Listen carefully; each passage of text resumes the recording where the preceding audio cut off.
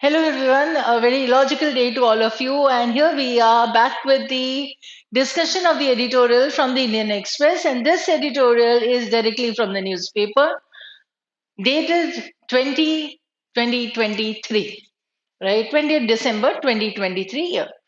On climate change, India's challenges leading the global south. India has immense potential to develop renewable energy, and how it expands and scales up this capacity will be a critical barometer of its contribution to global climate change mitigation in the coming decade. Now, understand why do we read these editorials or opinions from the newspaper? The main reason is that we are able to understand any passage that comes our way in our targeted exams, right? Because whatever we are reading here, something or the other related to these hot topics of the year will be coming in next year in the main exams. Secondly, we can understand the author's opinion, the author's main point, and hence we'll be able to understand the central idea or the summary or the objective of any passage that comes our way. ठीक है, तो इसका मतलब ये हुआ कि हमें अपनी अंडरस्टैंडिंग क्रिएट करने के लिए, डेवलप करने के लिए, we need to read the editorials on a daily basis. That is the bottom line. और ये करना है, so we need to understand it and how to understand it, how to extract the main idea. That is what we are going to learn from these editorial discussion uh, sheets. Not sheets, lessons. Lessons in the sense कि हम इसमें से कुछ सीखेंगे, इसीलिए. ठीक है? Now see, along with all this, when we are reading, when we are understanding, we still will be catching many words. So when you are going through these discussion, listening to these discussions that I take, kindly keep a notebook and a pen ready with you so that you are able to simultaneously write down the difficult words and the meanings when I say, or I'll be pointing out a few words on which you need to read. ठीक है, आगे बहुत सारे ऐसे articles आते हैं, ऐसी terminology होती है किसी न किसी सब्जेक्ट की, जो हमें थोड़ा सा और पढ़ेंगे तो it would be better for us, right, in our preparation. So let us do that. India has immense potential to develop renewable energy, and how it expands and scales up. Scales up means increases. The capacity will be a critical barometer. Barometer is to measure. Actually, barometer is not to measure the temperature, it is to measure the atmospheric pressure. लेकिन ये चीजें critical है, critical barometer of its contribution to global climate change. Mitigation is reducing or decreasing, lessening of something, right, in the coming decade. Now, the 28th United Nations Climate Change Conference, that is COP28, in Dubai, brought global attention to the need for urgent action against global warming, with India positioning itself as a leader of the global south. Climate justice has been India's position at COP meetings over the years. In his address, Prime Minister Narendra Modi highlighted the inequity of climate impact. Inequity मतलब climate change होता है, लेकिन उसका impact जो होता है, उसमें भी inequalities होती हैं, right? Who is affected and how much by this climate change? So while the conference's final text stopped short of explicitly calling for a phase out of fossil fuels, the historic agreement on transitioning away from the fossil fuels hinted at the potential beginning of the end. You need to move away from the fossil fuels. You need to come to the renewable resources.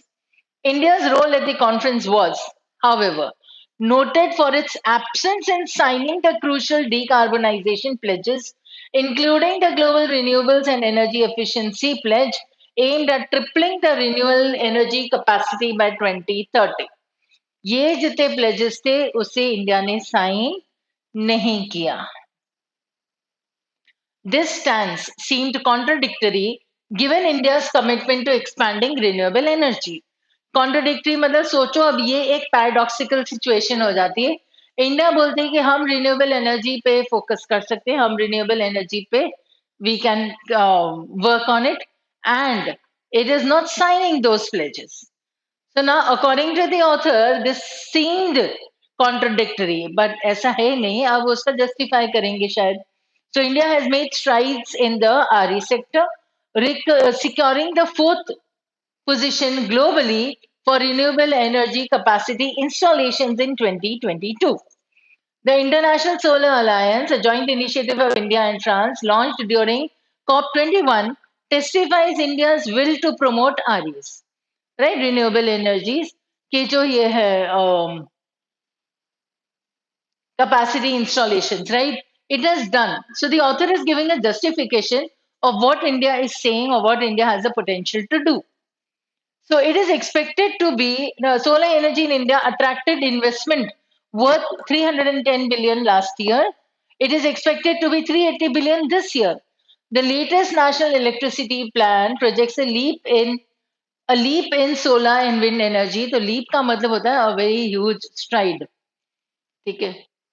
Production to 35% of the country's total electricity output by 2032, up from 10.6% in 2022. ठीक है, तो 2022 में कितना था और 2032 में कितना होगा ये. India's updated nationally determined contribution sets a goal of approximately 50% of the country's cumulative electric power. Cumulative is everything taken together, gathered.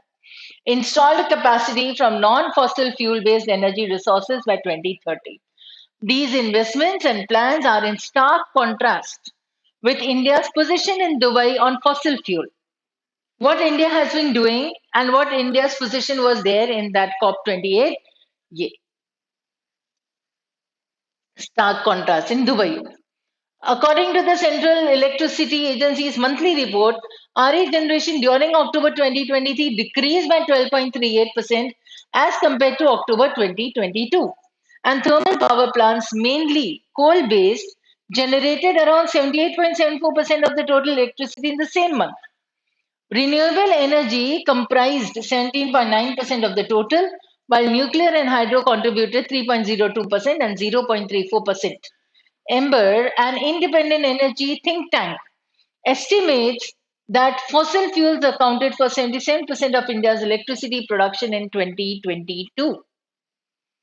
ये पूरा डेटा दिया जा रहा है कि इंडिया में कितनी एनर्जी कहाँ से क्रिएट हुई है.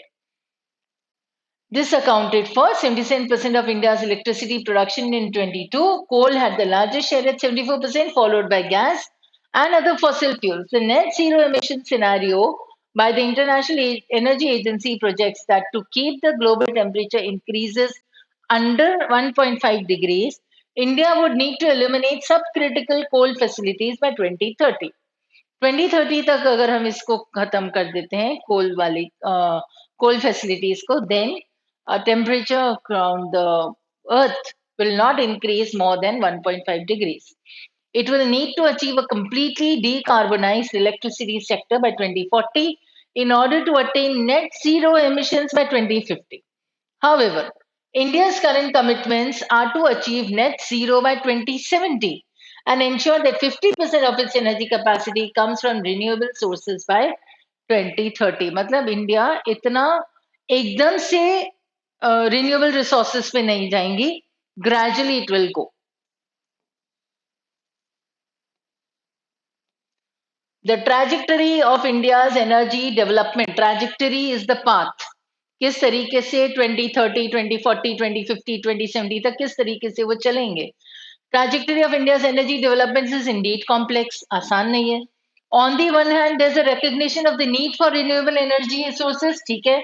This is evident in the National Electricity Plan, which outlines a strategic shift towards renewables up to 2026-27 and beyond. But strategic shift मतलब स्ट्रेटेजी में धीरे धीरे शिफ्ट हो रहा है 2026-27 तक का. ठीक है. The plan also anticipates a more than 150% increase in additional coal capacity in the latter half of the decade. Anticipate यानी ऐसे आगे होगा. Going against earlier drafts and signaling a significant ramp up from 9.4 gigawatt to 25.4 GW in the final version. While the plan does eliminate some coal capacity, does eliminate हाँ थोड़ा बहुत तो कम होता है. Envisage is again to look into the future. जैसे उसने anticipate लिखा था उधर, वैसे envisage For the near term, the 25.6 GW already under construction is to remain. This adds up to an additional 51.1 of new gold capacity over the next decade. Only a minimal retirement of the existing coal fleet is planned, a stark deviation from the path needed to align with the objective of carbon neutrality 2070 that India committed to at COP26. So, the complete passage as such is giving you that whatever position India took or India stands in that particular COP28 is quite different from what is to be done or what it shows in its actions. Climate Action Tracker has described India's climate targets and policies as highly insufficient.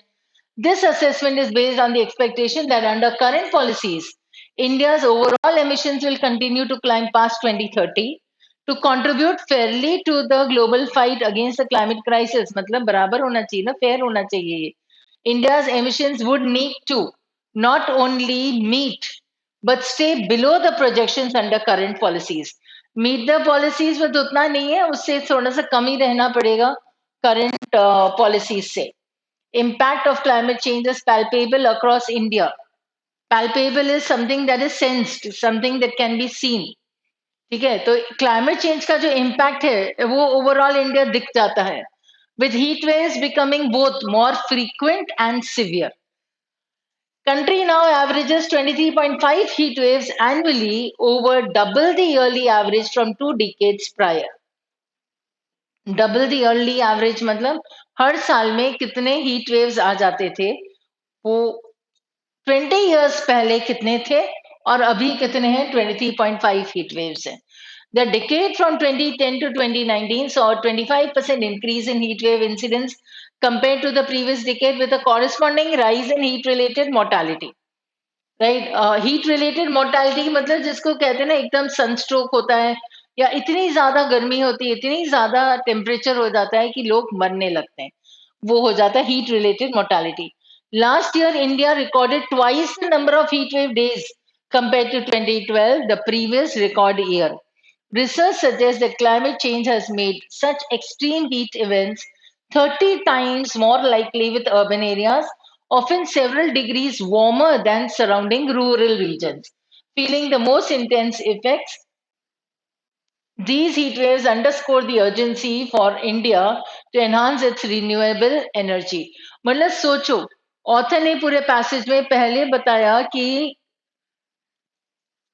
उसमें COP28 में क्या हुआ था, renewable energy resources के लिए India has to work, what India has been doing, what India did not sign, and now there's a stark difference between the actions and what is intended. Then the whole data was given. Here also it is giving you the data about the increase in the temperature and about the impact of the climate change on the people, and where in urban areas it is felt more than the in the surrounding rural areas, feeling the most intense effects. Now, these heat waves underscore the urgency for India to enhance its renewable energy. That means what was given in this paragraph was a justification that India has now to work towards this. उसे करना ही पड़ेगा ऐसा. Renewable energy infrastructure to meet the increasing demand for electricity, especially for the cooling purposes. In facing this reality, India's energy policy decisions in the coming years will be critical, means very significant. Its ability to balance its economic development with environmental sustainability will be a test of its leadership in the global south and its commitment to the Paris Agreement. Choosing a renewable energy trajectory also makes economic sense, as they are the cheapest source of power. A new report of the International Renewable Energy Agency has confirmed that renewables would lead to savings of 156 billion for emerging economies.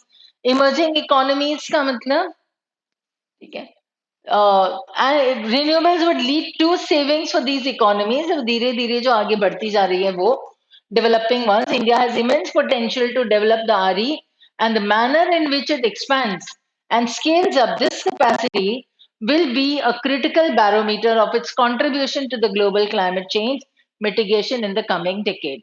right? So this was ultimately the main idea that India has to do, and whatever India does in the field of renewable resources, it will be for the benefit of the complete world, because the climate change is impacting the world as well as India.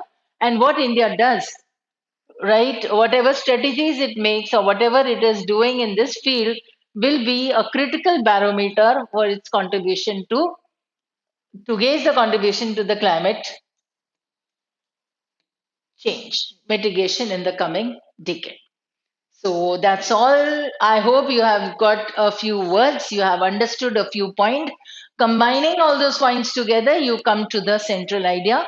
And hence, if this had been a passage, right, you could have marked all the questions correctly if you had identified the main point that yes, what India did, first paragraph में था, at the COP28, it did not sign, fine, no problem. Strategy, renewable resources या energy की तरफ जाना है, renewable energy infrastructure पे work करना है, इंडिया इंडिया ने किया भी था, पर देन वो एक पैराडॉक्सिकल सिचुएशन हो गया. उसके बाद उसने एक डेटा दिया, set of data to show what needs to be done, and in the end again it is showing that see this will be a good investment also. It had mentioned, I think so. And then here, whatever India does, it has to go towards the renewable energy infrastructure and make strategic shifts. And whatever India does will be a barometer to understand the contribution to the global south climate change mitigation in the world. So I hope you have understood this much, and that's all for today. So thank you. Stay logical, be positive.